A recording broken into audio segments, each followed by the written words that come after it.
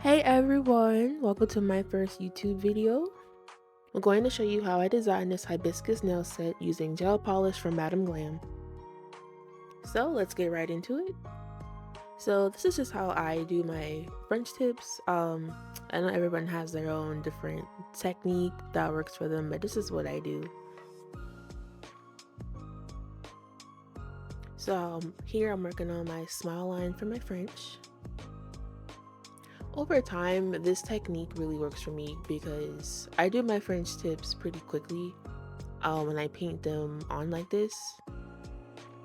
Right now, I think I'm outlining with the 12mm brush, but then you see me switch out to a 25mm, which helps with these kind of long tips. I mostly use these for like my display sets. People don't usually order this length. I just like to use them because I have a lot of space for nail art. On a shorter set, I would probably use a 9 or like a 4mm if you want to do a French tip on a short nail. And this color that I'm using is called Honest Sky by Glam. Here I'm taking Perfect Pink and I'm using my dotting tool to start doing my flowers. All the colors that I picked out I felt were perfect for like a nice summer beachy kind of vibe, and so I saw the hibiscus trend and definitely wanted to give it a try. This design is also really good for beginner nail techs. It's really quick. I know some clients, they act like they got somewhere to go, and so this design, it doesn't take very long to execute. And so I add the 2 dots and then I go back and you see me add the 3rd dot at the top. And then here, I'm taking a small dab of the Perfect Pink and then I'm kind of taking my brush and kind of going to the sides a bit and connecting all of those lines, and that's going to help you do your petals. I love this color. It's called Perfect Pink by Glam, and it's very opaque. It's pigmented. When I was using my brush to do this design, it glides very easily, which I love. I typically don't care for colors that I have to layer on, more than once, because especially if you're a beginner artist and you want to get your clients in and out, it's really good to invest in high quality gels. That way you don't have to worry about your nail art taking too long. So here I'm just adding more tiny little brush strokes to kind of add more detail to my flower. And you can do as little or as much as you want with this step. I was just kind of going with the vibes here. And I'm also adding more shape to the inside of the petal, kind of make them more round. Oh, and the base color that I use underneath the blue French is called Food Coma. Okay, so now I'm adding like my final details on my flower, and I want to give it like a 90s kind of vibe aesthetic. So I'm adding these little swirls, and then above I also added a yellow flower. Alright, so next I'm going to take Perfect Pink, and now we're going to start working on our next French tip. And the key to a perfect French tip is that smile line. It has to be perfect. It's not a French if that smile line is uneven. So the best way that I try to make sure that I do this is I rest my pinky finger onto my other fingers that I have when I'm doing my nail art. Doing this gives you lots of control and stability. And again, this isn't like a traditional technique for a French tip, but this is what I do. It works for me, okay? And that's what's important. I've seen some nail artists, they do the thing where they draw the line and they connect it across and then they do the little swoop. I ain't got time for that, okay? I do this because it's quick and it comes out great every time.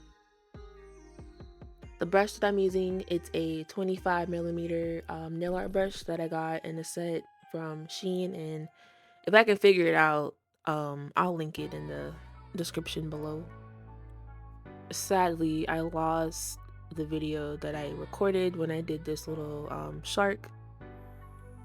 I used the same color as the first French tip, the Honest Sky color. And the brush that I'm using here to do my little stars is also from Shein, and I'll link it as well. Believe it or not, this, like these little stars that I'm working on right here, these used to give me so much trouble when I first started doing nails. And looking back, it's like this is actually a really simple thing to do, but it was hard back then. But really, it's just all about that control. You gotta take very light strokes. Trust me, if you learn how to control your nail brush, you can draw just about anything. Alright, so on to the next nail. This is my airbrush like hack slash cheat code. I have a machine, but I'm really lazy. I don't like to clean it. So I use a makeup sponge instead. And honestly, it gives a pretty similar look, and also, you know, airbrush machines can be kind of pricey, so makeup sponges cost you $1.50. Alright, so here I'm taking bright honey and I'm adding my flowers onto this nail, adding some details. I didn't really want to record, you know, the whole nail because I've already shown you guys how to do the flower and I don't want to make this video too long. My goal is to actually try to keep my tutorial videos at least under 15 minutes just to make them nice and quick for you guys. So here on the thumb, I did 2 pink flowers and I'm adding just the finishing touches here. I think in the end, this nail might have been my favorite. Once I finish with this, then I add a small yellow flower on the side and then we'll get into some decorating. If you're more simple, you can leave your nails sit like this, but I'm not, so I need to add some charm to this set. Alright, so these are from Daily Charm. I get a lot of my charms from there. The shells are from Amazon and I actually have a storefront, so I'll be putting that in the description box.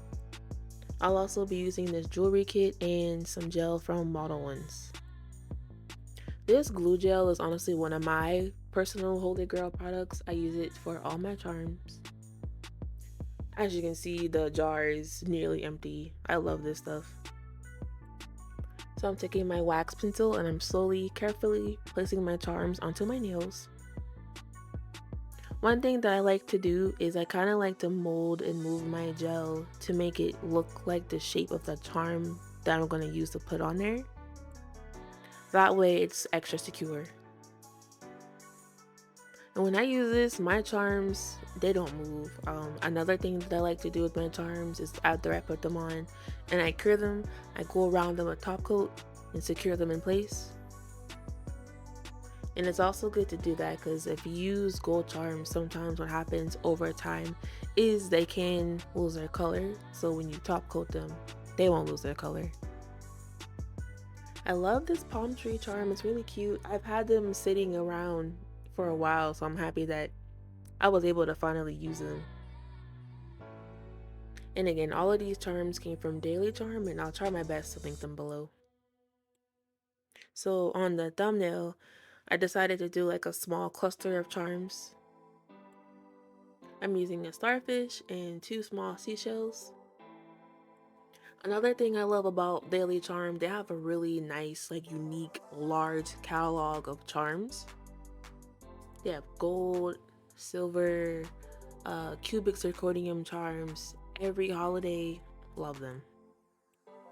So here I'm adding some pearls to give this set even more of like a beachy vibe. After this, I thought I was done, like I could have been done, but I wasn't. I'm taking this piercing tool, also from Daily Charm, and I'm adding a dingly pineapple. Like I said, I have a large collection of charms that I just never get to use, and so this was a perfect nail set to add it on. You want to make sure when you do this that you pierce through both sides just to get all the junk out of the hole. So next, I'm taking my cuticle nippers and I'm opening up the little like hook things. If you don't have this piercing tool, you can also use a straight arrowhead drill bit. I love to add these dangle charms. They're really cute, you know, trendy, stylish, they're different.